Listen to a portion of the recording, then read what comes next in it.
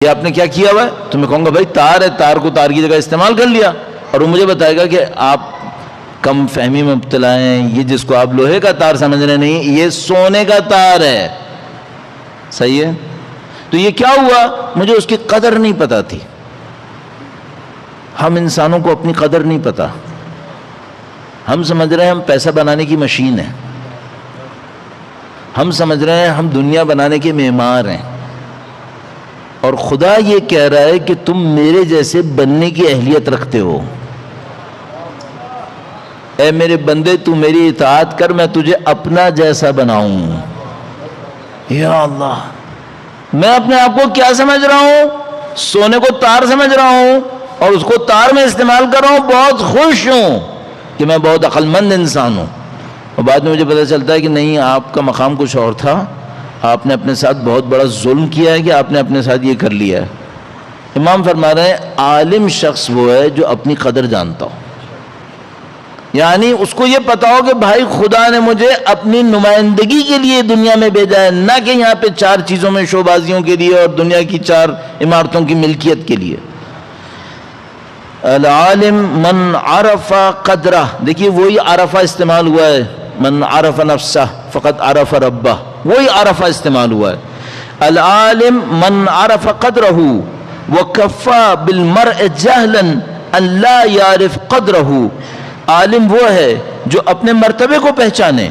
اب کیا مطلب؟ وہ مرتبہ ہے کیا؟ وہ مرتبہ خلافت الہیہ ہے، اللہ کی اوصاف میں جانشین بننا ہے، اللہ کی شبیہ کی طرف بڑھنا ہے.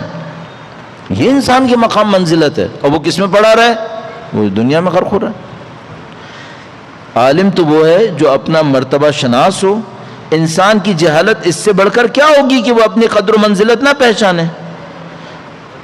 یہ تو عالم ہو گیا. اب اس کے بالکل اپوزٹ، وَإِنَّ مِنْ أَبْغَضِ النَّاسِ إِلَى اللَّهِ تَعَالَى لَعَبْدًا وَكَّلَهُ اللَّهُ إِلَى نَفْسِهِ جَاعِرًا عَنْ قَصْدِ السَّبِيلِ سَائِرًا بِغَيْرِ دَلِيلٍ. فرمایا لوگوں میں سب سے زیادہ ناپسندیدہ بندہ اللہ کے نزدیک وہ ہے. صحیح ہے؟ یہ کون؟ یہ بندہ جو سب سے زیادہ اللہ کے نزدیک ناپسندیدہ ہے وہ کون ہے؟ جسے اللہ نے اس کے حال پہ چھوڑ دیا ہے. اس نے اللہ کی بندگی کا پاس نہیں رکھا، اللہ کی ستاریت کا خیال نہیں رکھا، اللہ کی دی ہوئی مہلت کو نہیں پہچانا، اور خدا نے اس کو اس کے حال پہ چھوڑ دیا. اب یہ جس راستے پہ بھٹکتا ہے خدا اس کو بھٹکنے دیتا ہے، وارننگ بھی نہیں دے رہا. نفس اس کا ملامت بھی نہیں کر رہا ہے. جو بھٹکتا ہے بھٹکتا رہے، جو ظلم کر رہا ہے کرتا رہے، جو جس طریقے سے اس کو فجور کر رہا ہے کرنے دیتا ہے خدا. کیوں؟ اس کو خدا نے اس کے حال پہ چھوڑ دیا. اگر اس کو خدا نے اپنے حال پہ نہ چھوڑا ہوتا تو اسے کوئی وارننگ بھیجتا، کوئی بیماری بھیجتا، کوئی سختی ڈالتا. یہ وہ بندہ ہی نہیں ہے. تو فرمایا کہ اللہ کے نزدیک، لوگوں میں اللہ کے نزدیک سب سے زیادہ ناپسندیدہ وہ ہے جسے اللہ نے اس کے نفس کے حوالے کر دیا ہے. ہاں، نفس کے حوالے کر دیا. اور نفس کیا کرتا ہے؟ نفس معبود بن جاتا ہے. یعنی خدا کا ایک مقام ہے کہ اس کی پرستش کی جائے، اس کی بندگی کی جائے. ایک شخص ہے جو اپنے نفس کی بندگی کرتا ہے، جو نفس کہتا ہے وہ کرتا ہے. تو خدا نے اس کو اپنی بندگی سے نکال کر نفس کی بندگی کے اوپر چھوڑ دیا کہ ٹھیک ہے اب یہ اس کا بندہ ہے. اس طرح کہ وہ سیدھے راستے سے ہٹا ہوا، بغیر رہنما کے چلنے والا ہے. اگر اس سے عجب نشانی کیا ہے؟ انسان شناسی یہاں پہ آئے گی نا. نشانی کیا ہے؟ کون سا بندہ کس کا ہے؟ ہمارے پاس وہ جو بہت عظیم الشان روایت ہے، جب میں کسی روایت کی تعریف میں جملہ کہتا ہوں تو مجھے ڈر لگنے لگتا ہے کہ لوگ مفہوماً یہ نہ سوچیں کہ دوسری عظیم الشان نہیں ہے. تو ہر روایت اچھی ہے، لیکن غیر معمولی بعض اوقات کوئی جملہ انسان کے دماغ کو لگتا ہے. تو فرمایا کہ کچھ لوگ اس دنیا کے اندر دنیا کی اولاد ہیں، اور کچھ لوگ اس دنیا کے اندر آخرت کی اولاد ہیں. تو تم دنیا کی بچے نہ بننا، تم آخرت کی اولاد بننا. کونوا ابناء الآخرہ، آخرت کی اولاد بننا. یعنی کچھ وہ ہیں جن کو دنیا دیکھ کے کہتی ہے یہ میرے بچے ہیں، ان کو مجھ سے تعلق ہے، مجھے ان سے تعلق ہے. اور کچھ وہ ہیں جن کو آخرت دیکھ کر کہتی ہے یہ ہمارے ہیں، ہمیں ان سے تعلق ہے، ان کو ہم سے تعلق ہے. تو فرمایا تم لوگ دنیا کے بچے نہ بننا، دنیا کی اولاد نہ بننا، تم لوگ آخرت کی اولاد بننا. امام فرمانے یہ شخص کون ہے؟ اس کو اللہ نے اس کے نفس کے حوالے کر دیا، یعنی نفس جو کہتا ہے وہ کرتا ہے. نفس کہتا ہے ظلم کرو ظلم کرتا ہے، نفس کہتا ہے لالچ دکھاؤ لالچ دکھاتا ہے. اس طرح کہ وہ سیدھے راستے سے ہٹا ہوا بغیر رہنما کے چلتا ہوا، اگر اسے دنیا کی کھیتی کے لیے بلایا جاتا ہے تو سرگرمی دکھاتا ہے، اور آخرت کی کھیتی کے لیے کہا جاتا ہے تو کاہلی کرتا ہے. نمائش کے لیے بلاؤ، نمود و نمائش کے لیے، یہاں پہ تمہاری شہرت، وہاں پہ تمہاری دولت، یہاں پہ تمہاری طاقت، پھرتیلا ترین انسان ہے، ذرا اس کو بلاؤ اللہ کی بندگی کے لیے. غائب. میں بھی ایسا ہو سکتا ہوں. آپ مجھے بنایا بھائی فلاں جگہ پہ جا کر آپ نے خطاب کرنا ہے، 15,000 کا مجمع لگا ہوا ہے، 25,000 کا مجمع لگا ہوا ہے، میں بھاگا بھاگا پہنچ رہا ہوں، اور مجھے سے کوئی کہے تم آدھے گھنٹے بیٹھ کے اللہ کے لیے بندگی کرو، خاموشی سے کرو. وہی جو اسٹیج کے اوپر، ہمارے پنجاب کے دوست صاحب اسٹیج کہتے ہیں، وہی جو وہاں پہ جا کے خوب گرج رہا ہے، چمک رہا ہے، اس سے کو آگے آدھے گھنٹے اللہ کے سامنے گڑ گڑاتے کیوں نہیں ہو؟ وہ خدا کے لیے تھا تو یہ کس کے لیے؟ اور اگر یہاں پہ نہیں ہے تو وہاں کس کے لیے؟ پھر یہ فرق ہے. امام فرما رہے ہیں کہ ان دعیا الی حرث الدنیا عمل.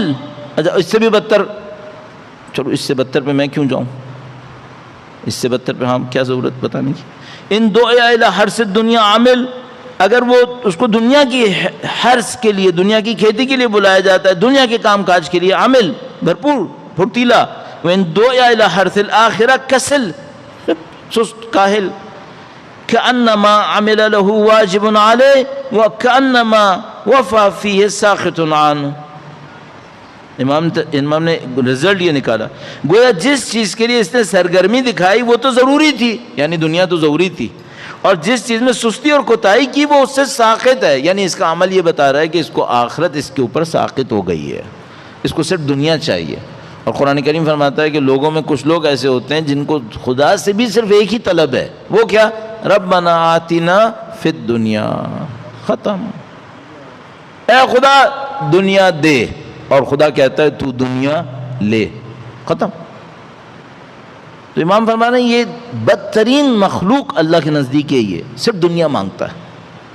اب وہ چند دن پہلے ہم نے آپ کی خدمت میں عرض کیا تھا بھائی زیارت عاشورہ سے بھی دنیا مانگتا ہے، علم سے بھی دنیا مانگتا ہے، اس سے بھی. پھر ایک دماغ میں آنے لگا کہ بھائی ہم سے کوئی یہ کہہ سکتا ہے کہ مولانا اگر یہاں سے دنیا نہیں مانگے پھر دنیا کہاں سے مانگے؟ پہلی بات تو ہے کہ دنیا بہت زیادہ مانگو ہی کیوں؟ بہت زیادہ دنیا کیا کرنا ہے؟ اطاعت مانگو، بندگی مانگو، دنیا بھی مانگو تو اطاعت کے لیے مانگو، صحیح ہے. لیکن ممکن ہے مجھ سے کوئی یہ کہے کہ مولانا بعض اوقات دنیا میں مشکلات آتی ہیں، اس کو کس سے حل کروائیں؟ پھر مشکل حل کروا سکتے ہیں، اس میں کیا برائی ہے؟ کہ مثلا مولا سے کہیں مولا دنیا کی سختی آئی ہے، اس میں استقامت نصیب کر دیں، صبر نصیب کر دیں، یہ کر سکتے ہیں، مشکل کو آسان کرنے. ویسے میں ایک اور بات کہہ رہا ہوں معذرت کے ساتھ، پتہ نہیں یہ شاید کسی کو بری نہ لگے، دنیا کی مشکل حل کرنی ہو نا، ایسی میں ایک جملہ کہہ رہا ہوں، ماں کی قبر بھی بہت ہے، ماں باپ کی قبر بھی بہت ہے، اتنا دور جانے کی بھی ضرورت نہیں ہے. روایتوں میں ہے ہمارے پاس کہ اپنے ماں باپ کے وسیلے سے، واسطے سے بھی مانگو نا، دنیا حل ہو جائے گی تمہاری، نہیں بچے گا کچھ. میں نے کہیں پہ یہ جملہ بول دیا، وہ ایک بندہ تھا اس نے سن لیا، تو بعد میں مجھے ملا کہنا مولانا میں اس میں ایک ترمیم کرنا چاہ رہا ہوں. بعض اوقات مجھے بھی برا لگتا ہے، کوئی مجھ سے کہتا ہے میری بات میں آپ کو میں کریکشن کرنا چاہتا ہوں، لیکن بعد میں نے اس سے کہا کہ اچھا ہے آپ بتائیں کیا کریکشن؟ کہنے کہا آپ نے کہا تھا نا والد اور والدہ. میں نے کہا ہاں میں نے کہا تھا. کہنے کہا میں نے سسر پہ بھی ٹرائی کیا، اس کی قبر پہ بھی کام ہو جاتا ہے. میں اپنے سسر کی قبر پہ گیا تھا مانگنے کے لیے، اس پہ بھی ہو گیا تھا. اسے عجیب و غریب ایک واقعہ سنایا. کہنے کہا اتنا بری طریقے سے میں لوک میں پھنس گیا تھا کہ مثال کے طور پر کل یہ کام ہونا تھا اور آج دوپہر شام تک کوئی وسیلہ نظر نہیں آ رہا تھا، اور جو وسیلہ نظر آ رہا تھا بتا رہا تھا 3 دن بعد ہوگا، 4 دن بعد ہوگا، مجھے کل جانا تھا. کہنے کہا میں شام کو گیا وادی حسین، وہاں پہ سسر کی قبر تھی، تو میں نے کہا مولانا نے کہا تھا اماں ابا کی قبر میں، اماں ابا کی قبریں یہاں ہیں نہیں، میں کہاں جاؤں، تو یہ سسر کی قبر ہے، اس پہ کھڑے ہو کے مانگوں شاید کچھ ہو جائے. کہنے کہا مولانا بس میں قبرستان سے نکلا ہوں اور مجھے فون آیا آپ کا مسئلہ حل ہو گیا. اب پتہ نہیں اتفاق سے ہوا اور نہیں معلوم، لیکن کیا پتا، خدا ہے، خدا دینے میں کم نہیں کرتا ہے، خدا بہانے سے دے دیتا ہے.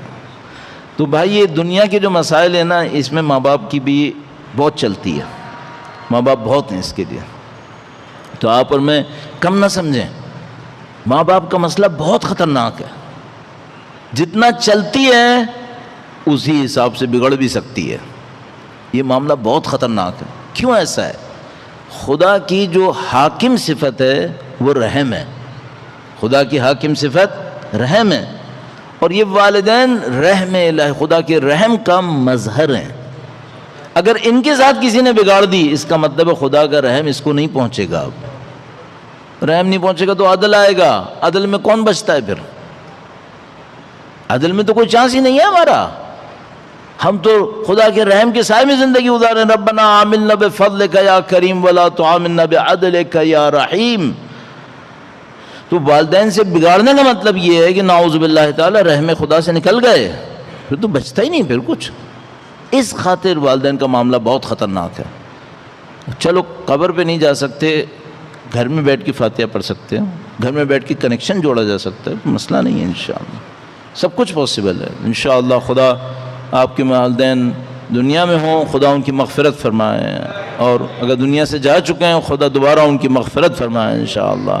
اپنے والدین کی صحت و سلامتی کے لیے اگر حیات ہیں اور اگر دنیا سے جا چکے ہیں تو ان کی مغفرت، درجات کی بلندی کے لیے درود بھیجیں۔ محمد و آل محمد، اللہ صلی علی محمد آل محمد وعجل فرجهم۔ امام نے یہ جملات ارشاد فرمائے، اس کے بعد 2 پیراگراف ہو گئے اس انسان شناسی کے اوپر، خدا اس پر رحم کرے بتا دیا، عالم کون ہے بتا دیا، بدترین مخلوق اللہ کے نزدیک انسان کون ہے بتا دیا۔ اب امام نے زمانے کے بارے میں کہا ہے، زمانہ انسانوں کی زندگی کے اوپر بنیادی اثر ڈالتا ہے۔ اب اچھے زمانے میں ہو اصول کچھ اور ہیں، اب برے زمانے میں ہو اصول کچھ اور ہونے لگتے ہیں، پھر بہت ساری چیزیں تبدیل ہوتی ہیں۔ بڑی عجیب، آج میں ایک روایت دیکھ رہا تھا، مجھے نہیں یاد کس گروپ سے آئی تھی، شاید کسی ای میل سے آئی تھی، کہاں پہ، اس میں بہت عجیب ایک جملہ لکھا تھا کہ اگر کوئی شخص انتہائی پست ہو تو اس کو معاف کرنا اس کو اتنا ہی بگاڑتا ہے جتنا کریم انسان کو معاف کرنا اس کو عزت دیتا ہے۔ یعنی اگر آپ کے مقابلے میں ایک شخص ہے جو انتہائی پست ہے، اب اس کو معافی کی ضرورت نہیں ہے، اس کو کریکشن کی ضرورت ہے۔ اب آپ نے پھر اس کو کہا کہ کوئی بات نہیں کا مطلب کیا ہے؟ یعنی تو اپنی پستی کے اندر جاری رکھو۔ ہاں اگر ایک شخص کریم ہے، شرافت ہے اس کے اندر، کرامت اس کے اندر ہے، وہ کوئی غلطی کرے، آپ کو کیا کرنا چاہیے؟ معاف کرو، فوراً معاف کرو۔ کیوں؟ شخص کریم ہے، اس نے غلطی کی ہے، کہ نہ غلطی کی نیت سے غلطی ہو گئی ہے، کبھی نفس قابو کر پا جاتا ہے، لیکن ایک انسان پست انسان ہے، اور پست انسان غلطی سے نہیں کر رہا ہے یہ غلط کام، نہیں، ارادہ اس کا یہ کہ اس نے یہی کرنا ہے۔ اب اس کو کس چیز کی ضرورت ہے؟ اب اس کو ضرورت ہے اس کی کریکشن ہونی چاہیے۔ ورنہ اگر ہم یہ کہیں نا کہ سب کو معاف کرتے رہو تو پھر ہمارے سامنے ایک سوال آتا ہے کہ بھئی وہ جو خدا نے امر بالمعروف نہی عن المنکر رکھا تھا وہ کہاں گیا؟ پھر تو امر بالمعروف نہی عن المنکر چیپٹر کہیں تو آئے گا بیچ میں، کہاں پہ آئے گا؟ وہ وہاں پہ آئے گا جہاں پہ سامنے والے کے اندر کیپیسٹی نہیں ہے اس بات کی کہ اس کو بار بار معاف کیا جائے، اس کی پستی بڑھتی چلی جا رہی ہے۔ تو ہمارے پاس جو بہت سارے واقعات ہیں جس میں امام نے اپنے گورنرز کے ساتھ ڈیل کیا ہے، تو کہیں پر ایسا ہوا ہے کہ مثلا ایک گورنر تھا، اس نے کوئی قیدی جا رہے تھے، کسی امام کی فوج کچھ لوگوں کو قیدی بنا کے لائی تھی، تو وہ قیدی جا رہے تھے، تو جس قبیلے کے وہ قیدی تھے اس قبیلے کی عورتیں اس گورنر کے پاس آ گئیں ریکویسٹ کرنے کے لیے کہ ان سب کو چھوڑ دو۔ اب اس کو پتا تھا امام چھوڑیں گے تو اس کا صرف ایک راستہ ہے کہ ان کے بدلے میں جو خون بہا دینا ہوتا ہے وہ یہ پے کرے، تو اس نے کہا میں پے کروں گا، امام نے کہا چھوڑ دو۔ اب اس کو یہ پتا تھا کہ میں نے امیر المومنین کے سامنے وعدہ کر لیا کہ میں اتنا پیسہ پے کروں گا ان قیدیوں کے لیے، اس پیسے کو جمع کرنے میں مشکل میں پھنس گیا، اور جب پیسے نہیں دے سکا تو معاویہ کے پاس چلا گیا۔ امام نے جب یہ دیکھا تو امام نے اس کو ایک خط لکھا، کہا تم نے ایک اچھا کام کیا تھا اور اس اچھے کام پر تمہاری اچھائی پھیلنا شروع ہوئی تھی، اور ابھی وہ زبانیں تمہاری اچھائی کے لیے چل رہی تھیں کہ تم نے انتہائی برا